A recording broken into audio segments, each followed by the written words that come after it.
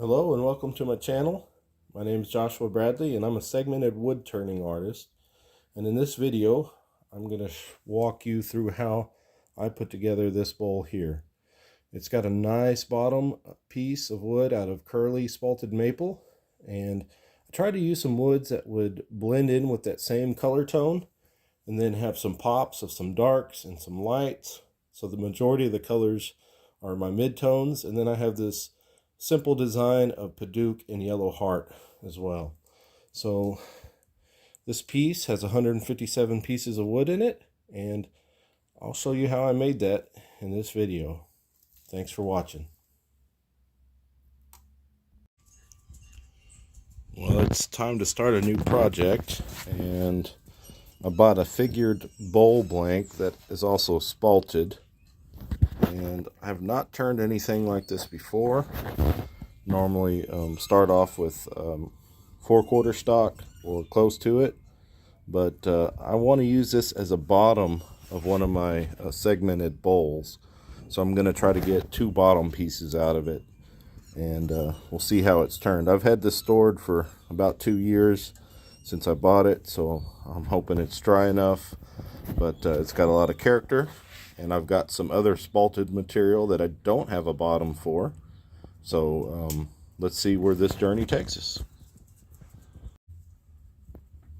Well, my plan for this spalted maple was to use some other pieces that I already had ripped up, but I didn't have a bottom piece for.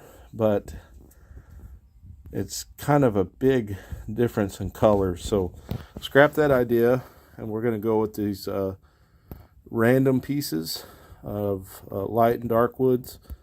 Not really any pattern to it, but I do try not to put 2 darks next to each other so that it gives the most amount of pop, as you could say, that color difference. So I'm not sure if I'm going to leave these 3/4 of an inch thick. Sometimes I'll split them into 1/4 inch layers, and that makes a nice look, but I will turn this and figure out what I'm going to do. So here's what it looks like. We've got this piece that we were, one side is really flat and true, the other side not so much, but it's flat enough that it won't cause us any problems. And we need to glue this up, but this is what it looks like.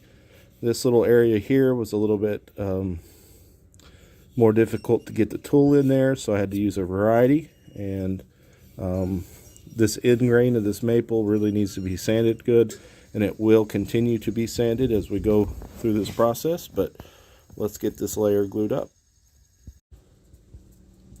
Here's our multi-pieced bowl. It's on there and needs to be turned down. So you can see I tried to stagger some of the light and the dark, but you are going to get some overlap, but kind of have to be a little artistic in how you arrange it. I tried to do the majority of the pieces in a mid-tone that would be similar to our maple, and then that will let these other lighter and darker pieces really pop. So let's get it turned. Here's just a closer view of what we've turned so far. We've got the layers the same thickness. It's flat. Now we just need to go cut those pieces, and to do that we have all these pieces here I store below the saw that are too short to go in my buckets or my other storage, but I'll pick out some of those pieces and use those. So we're back with our maple bottom piece that's got random wood segments in it, different colors. So let's get this turned. We're going to do the same thing. We're going to split this layer in half, make it a 1/4 inch to match these others, and then take that same leftover drop and re-glue it back on. So here's what we've got now that we turn that layer down. Sorry if the lighting's bad. We've got this piece here too, and we will glue it on here. once we get figured it out, and it should add to that, but I'll do that right now, get it glued up.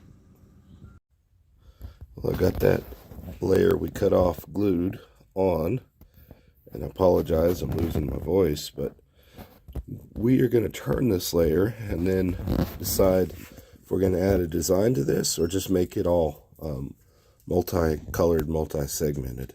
But let's go ahead and get this one turned, and then I'll figure that out.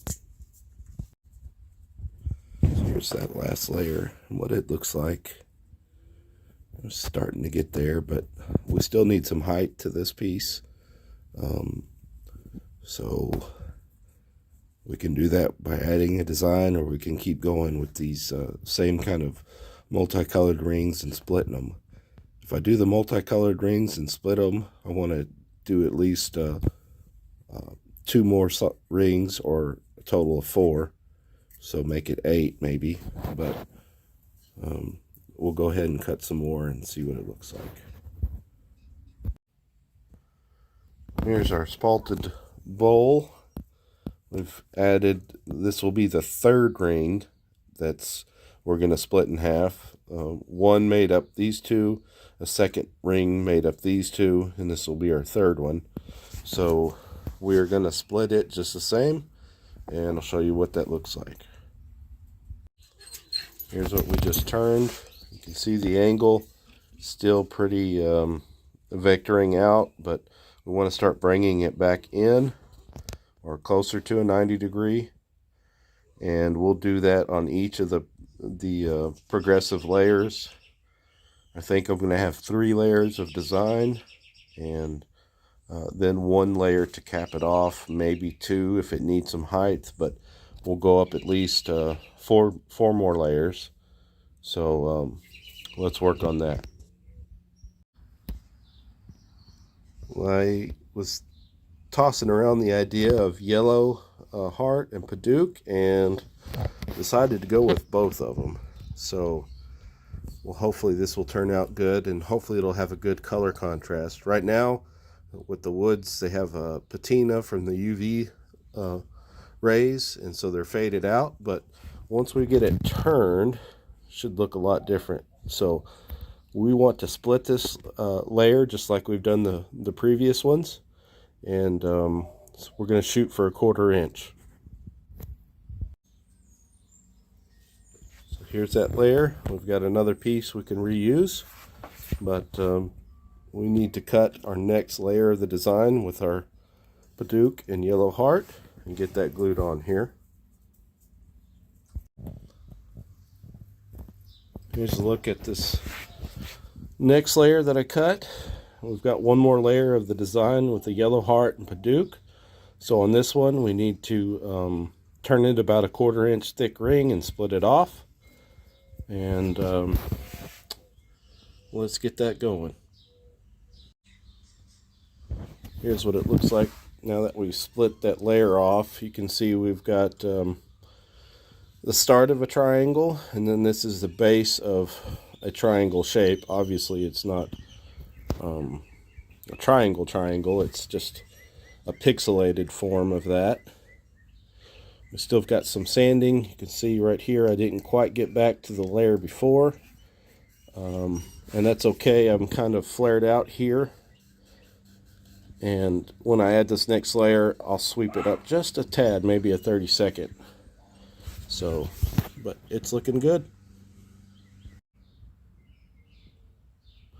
So we've got our last layer of design on here. It needs to be split, and so let's get into that. Let's turn this around and split that off. That's with this layer parted off. That looks nice. So we need to keep adding at least 1 more layer and split it to give some more height and to finish this piece off. Kind of feel like I don't want to do anything and flare out the lip. I think I just want to bring it up and continue this curve. So let me cut some pieces for that. I glued up another multi-wood segmented ring, And I'm thinking this will be the last full ring we have to glue up. I think we'll split this and re-glue the other half on, and I think that'll be good for this piece. So let's work on that and get it going. So here's what we're left with. Looks good. I almost could end it there proportionally. Oops, but I think I want to go one more layer for some balance, I think. So I will get that sanded up and glued on here and get ready to finish turning this. Here's what it looks like. And I'm going to get this one ready for finish. So I'm going to spend a good 30-45 minutes sanding this. Hopefully less, but we'll get it sanded and get some sealer on. Got this one all sanded up and ready for a first coat of sealer. So this is the outside without sealer yet, and that's the inside with sealer. So without and with, looking pretty good. First coat of sealer's on there, looking pretty good.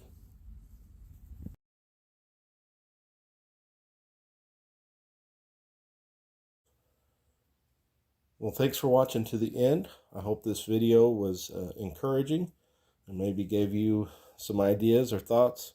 But you can use some of your scrap leftovers, although I wouldn't call all these pieces that. But I had a few odds and ends that really was able to make a nice piece. So thanks again for watching, and see you in the next video.